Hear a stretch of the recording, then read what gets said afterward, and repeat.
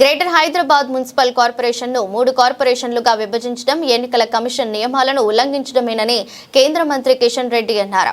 Municipal ప్రధాన కార్యాలయానికి దూరంగా ఉన్న ప్రాంతాలను కూడా కార్పొరేషన్లో కలపడంతో ఉపాధి హామీ పథకం వర్తించక ఆయా గ్రామాల పేద ప్రజలకు అన్యాయం జరుగుతోందని తెలిపారు. బుధవారం ఆయన బీజేపీ ప్రధాన కార్యాలయంలో మీడియాతో మాట్లాడారు. రాష్ట్ర ప్రభుత్వం ఎలాంటి సమగ్ర ప్రణాళిక లేకుండా, ఆర్థిక వనరుల సమీకరణ లేకుండా అనేక గ్రామాలను కొత్త కార్పొరేషన్లలో విలీనం చేసిందని విమర్శించారు. 2007లో ఏర్పడిన జీహెచ్ఎంసీ విస్తీర్ణం 650 కిలోమీటర్ల కాగా ఇప్పటికే 3 కార్పొరేషన్లు కలిపి 2053 చదరపు కిలోమీటర్లకు పెంచిన విస్తరణకు అనుగుణంగా మౌలిక వసతుల ప్రణాళిక లేదని మండిపడ్డారు. జీహెచ్ఎంసీ విభజనపై ఎవరి అభిప్రాయాలు తీసుకోకుండా ఏకపక్షంగా నిర్ణయం తీసుకున్నారని ఆరోపించారు. జనగణనకు సంబంధించి దేశవ్యాప్తంగా నోటిఫికేషన్ వచ్చిన తర్వాత రెవెన్యూ గ్రామాలు వార్డుల విభజన చేయకూడదని తెలిపారు. నిబంధనలకు వ్యతిరేకంగా జీహెచ్ఎంసీ విభజన నోటిఫికేషన్ ఇచ్చారని విమర్శించారు. జీహెచ్ఎంసీతో పాటు మరో కొత్త 2 కార్పొరేషన్స్ హైదరాబాద్ చుట్టుపక్కల ఉన్నటువంటి ప్రాంతాలను కలిపి ఈరోజు 3 కార్పొరేషన్స్ గా నోటిఫికేషన్ ఇచ్చారు. మళ్ళీ గతంలో ఉన్నటువంటి జీహెచ్ఎంసీకి సంబంధించినటువంటి కొన్ని డివిజన్స్ ను విభజించి 3 కార్పొరేషన్స్ గా డివైడ్ చేయడం జరిగింది. ఒక డివిజన్ 1/2 స్క్వేర్ కిలోమీటర్ ఉంటే ఒక డివిజన్, ఒకటి 80 స్క్వేర్ కిలోమీటర్స్ ఉంది. 1/2 స్క్వేర్ కిలోమీటర్స్ నుంచి 80 స్క్వేర్ మీటర్స్ కు ఒక్కొక్క డివిజన్ తేడా. ఇంత సంబంధం లేకుండా డివిజన్స్ 300 డివిజన్స్ ఏర్పాటు చేసి దాన్ని మరి ఈరోజు విభజించడం జరిగింది. 650 స్క్వేర్ కిలోమీటర్స్ ఉన్నటువంటి జిహెచ్ఎంసి ఈ 3 కార్పొరేషన్స్ కలిపితే 2053 స్క్వేర్ కిలోమీటర్స్ గా పెంచడం జరిగింది.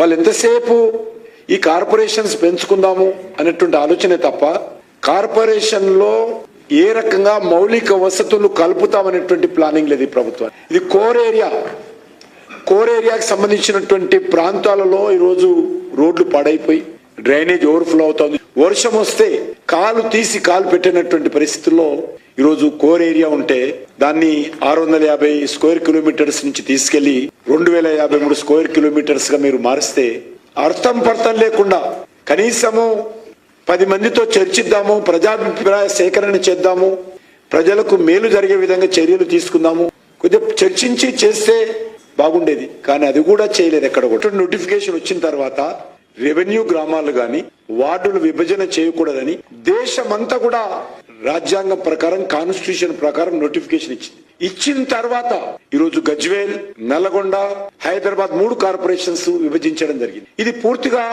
చట్ట వ్యతిరేకం. ఈ నిర్ణయం ఏదైతున్నదో సెన్సస్ అనేది రాజ్యాంగబద్ధంగా జరిగేటువంటి ప్రక్రియ.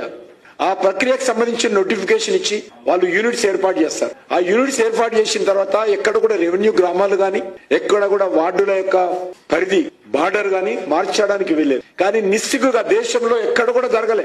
ఒక తెలంగాణలోనే ఈరోజు నేను కనుక్కున్నాను దేశంలో ఎక్కడైనా జరిగిందని. ఎక్కడ కూడా జరగడం లేదు. ఒక గ్రామ పంచాయతీ పరిధి పెంచలేదు ఎక్కడ కొత్తగా, ఒక రెవెన్యూ గ్రామ పంచాయతీ మార్చలేదు, ఒక జిల్లా పరిధి మార్చలేదు. ఎక్కడ కూడా తెలంగాణలో నిస్సిగ్గుగా ఈ ప్రభుత్వము హైదరాబాద్ జిహెచ్ఎంసీ, కొత్తగా వచ్చినటువంటి సైబరాబాద్, కొత్తగా వచ్చినటువంటి మల్కాజిగిరి, అదేవిధంగా గజ్వేలు, నల్గొండ, ఇక్కడ ఈ యొక్క మున్సిపాలిటీలో అనేకమైనటువంటి కొత్త గ్రామాలను, వార్డులను మార్పులు చేర్పులు చేయడం జరిగింది. దీనిపైన ప్రభుత్వం ఏమాత్రం ఈ యొక్క ఫ్రీ చేయడం జరిగింది. 31 డిసెంబర్ 2025 తర్వాత ఏ మార్పు చేయకూడదని చెప్పి సెన్సస్ సంబంధించినటువంటి డైరెక్టర్ జనరల్, ఆ సంస్థ రాజ్యాంగబద్ధమైనటువంటి సంస్థ, అది హోమ్ మినిస్టర్ ఉన్నప్పుడు కూడా విశేషమైనటువంటి అధికారులు ఉన్నటువంటి సంస్థ, ఆ సంస్థ నోటిఫికేషన్ ఇచ్చింది. మళ్ళీ ఇప్పుడు నోటిఫికేషన్ ఇచ్చిన తర్వాత ఈ రోజు మార్చుకున్నారు. వారు చెప్పారు ఏదైనా మార్పులు చేర్పులు ఉంటే ఆ మార్పులు మే 2027 దాకా మార్చడానికి వెళ్ళేది.